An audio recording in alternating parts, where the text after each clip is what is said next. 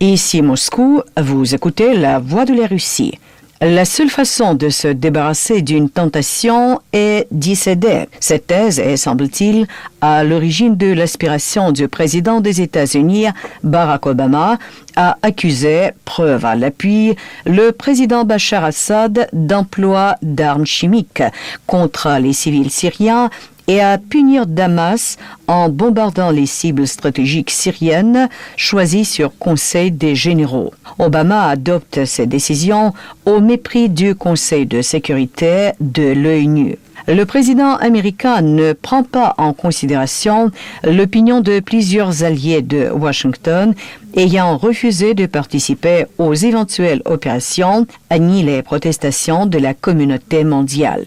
Cependant, les armes chimiques ont été en fait employées en Syrie, mais par les commandos de l'opposition, et non pas par l'armée, contrairement à ce que prétend et essaie de prouver le président Obama. Ils ont fait exploser il y a une semaine les réservoirs avec du gaz neurotoxique à Ghouta, dans la banlieue de Damas, ayant tué, d'après les données de l'ONG, les Médecins sans frontières, au moins 335 personnes. Le cinéaste Smail Detrouni, le journaliste d'origine libanaise René Nabba et le blogueur Paul-Joseph Watson du site Infowar ont enregistré ce crime. Le journaliste Dale Gavlak, correspondant des agences Mint Press News et l'Associated Press, a engagé l'enquête. La revue Ngambo na Ngambo, éditée à Paris, a publié le 31 août son article intitulé « Syrie, les terroristes avouent être les responsables de l'attaque à l'arme chimique ». Le rédacteur en chef de la revue, Lilo Miango, raconte en particulier dans une interview accordée par téléphone de Paris à notre observateur Igor Yazon. Je cite les trois sources-là pour arriver à quoi? Pour arriver à dire que les grands médias français, britanniques ou américains ou belges ont carrément censuré cette information-là. Et c'est pourquoi le journaliste et essayiste belge Michel Collomb, à qui dénonce cet embargo depuis la Belgique, a qualifié ces des grands médias mensonges. Que dit exactement ces témoignages? Ces témoignages disent que ce sont des groupes terroristes qui, dans la banlieue de Damas, qui s'appelle Ghouta, qui ont avoué au journaliste Del Gavlak qu'ils sont responsables de cette attaque à l'arme chimique. Ces terroristes ont avoué aux journalistes. Et puis, ces terroristes ont révélé que les victimes ont été tués par accident. C'est une clé qui est importante. Et cet accident a été matérialisé suite à une mauvaise manipulation de ces armes qui leur sont fournies par l'Arabie Saoudite. Donc ces terroristes-là ont dit que ces armes ont été données à eux par des Saoudiens. Et puis le journaliste Gavlak a recueilli les confidences des médecins qui sont dans ce secteur-là, des habitants, des Syriens qui sont dans cette banlieue qui s'appelle Ghouta, et des rebelles syriens et des membres de la famille de ces rebelles syriens-là. Qu'est-ce que tout ce monde dit? Tout ce monde dit que, disons, les rebelles syriens avaient reçu ces armes par l'intermédiaire du chef de la police politique de l'Arabie Saoudite, qui s'appelle Bandar bin Sultan, donc le chef des services de renseignement saoudiens, membre de la famille royale. C'est pourquoi il est prince.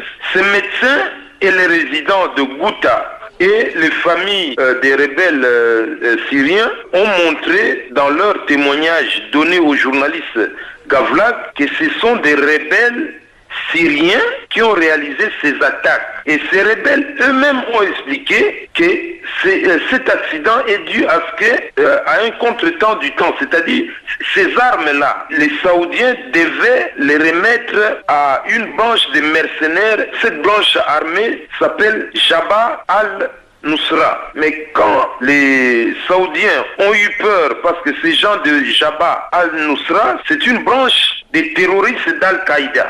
Ils ont eu peur, ils ont donné ça précipitamment à ces rebelles syriens sans leur apprendre comment manipuler, comment entraîner ça. Parce que ces rebelles-là, en manipulant, en faisant cette fausse manœuvre-là, ça a explosé et les gens qui sont morts. D'abord, eux-mêmes, les rebelles, ça a explosé entre leurs mains.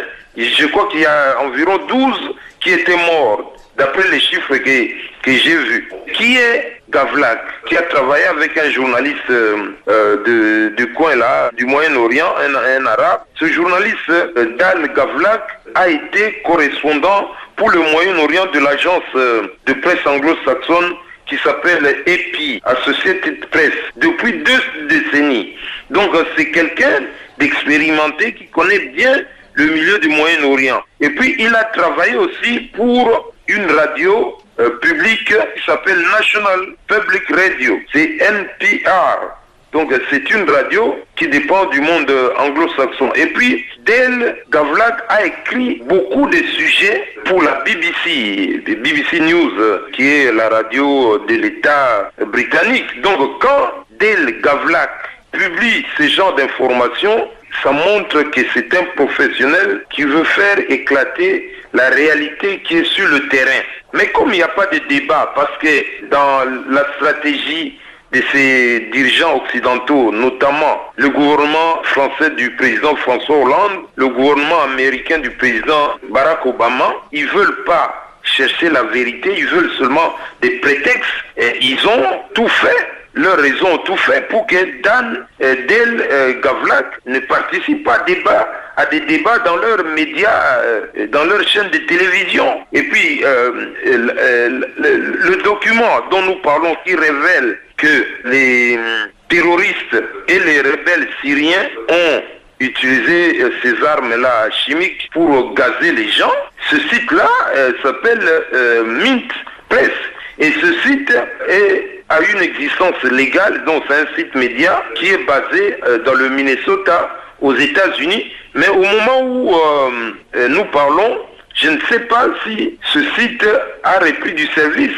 Parce qu'on dit qu'il y a eu trop de consultations, c'est pourquoi le site est bloqué. Mais même s'il y a beaucoup de consultations, le site ne peut pas être bloqué, parce que c'est un site conséquent. Donc il se passe des choses qui sont bizarres pour le grand public, mais que les connaisseurs tout fait pour étouffer ce site-là. Mais malgré ça, les gens sont déjà au courant. C'est pourquoi j'ai parlé du réalisateur de cinéma, Smaïn Bedrouni, qui avait repris une bonne partie des informations.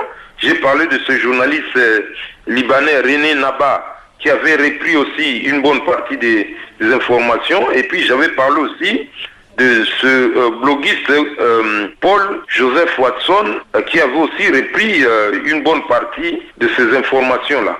Actuellement, ici, j'ai observé des journalistes français. Personne ne pense à inviter ou à donner même 2 secondes de parole à Dale Gavlak, parce qu'ils veulent monopoliser, les gens qui cherchent la guerre veulent monopoliser eux-mêmes le débat, que personne d'autre ne donne son opinion, que eux-mêmes disent qu'ils ont des preuves, ils ont ceci. Leur problème, c'est arriver à faire assassiner le président syrien Assad et arriver à contrôler la Syrie.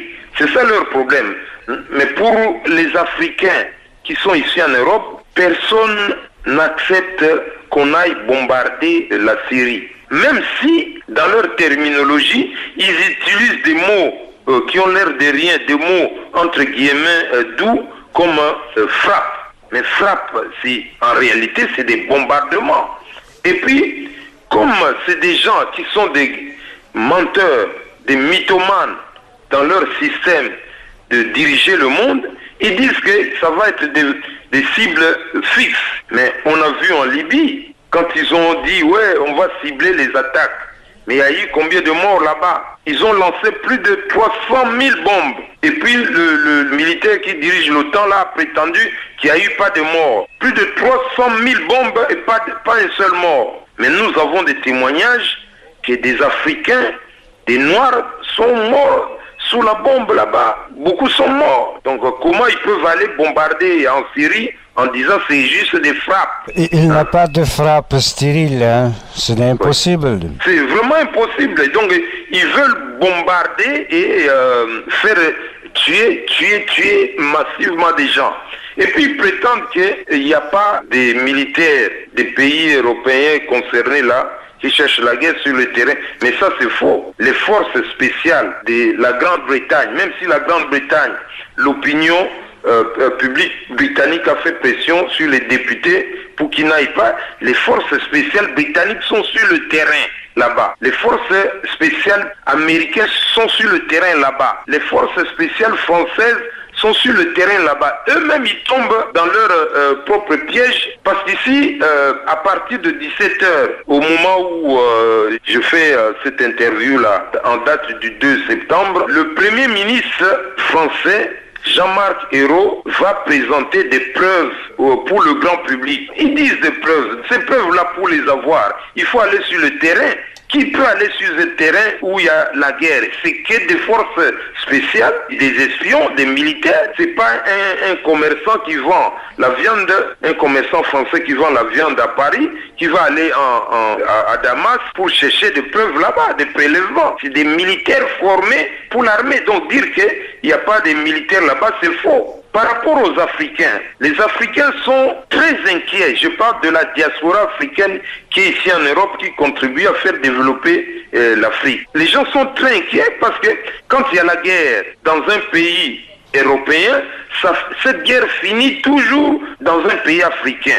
Parce que ça, c'est la politique des dirigeants européens. C'est pourquoi les Africaines et les Africains de la diaspora qui ont été sensibilisés, surtout à partir de la guerre de la Libye, à partir des bombardements, sont très inquiets. Mais quand cela s'est passé en République démocratique du Congo en 1996-97, beaucoup d'Africains de l'Europe étaient en totalité indifférents. Ils pensaient que c'était un problème interne. Pour renverser Mobutu, il y a des patriotes qui ont voulu renverser Mobutu eux-mêmes. Mais ils n'ont jamais été aidés par les Américains, par exemple. Et cette guerre-là, qu'on a imposée au peuple congolais, est partie du modèle de guerre qu'ils avaient imposé à la Yougoslavie, qu'on appelle maintenant l'ex-Yougoslavie. Ce sont les mêmes méthodes, mêmes schémas pour arriver à la balkanisation, à contrôler tout. Ce sont les mêmes méthodes, à part que là-bas, l'OTAN n'a pas intervenu avec les moyens aériens.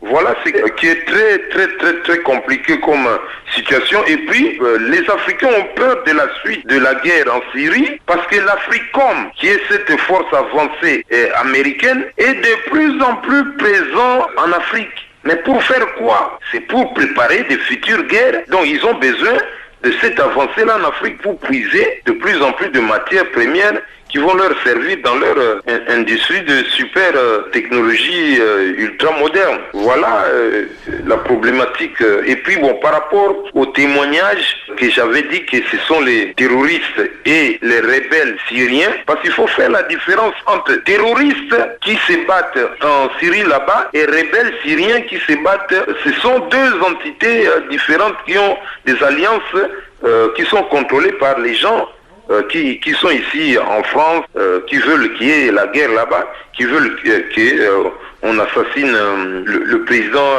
syrien. Le 4 septembre, qu'est-ce qui va se passer? C'est l'exécutif français va s'adresser aux députés français à l'Assemblée nationale. Les députés ont voté contre l'intervention avant même qu'on déclenche des opérations. Mais nous voyons déjà que la France est en guerre.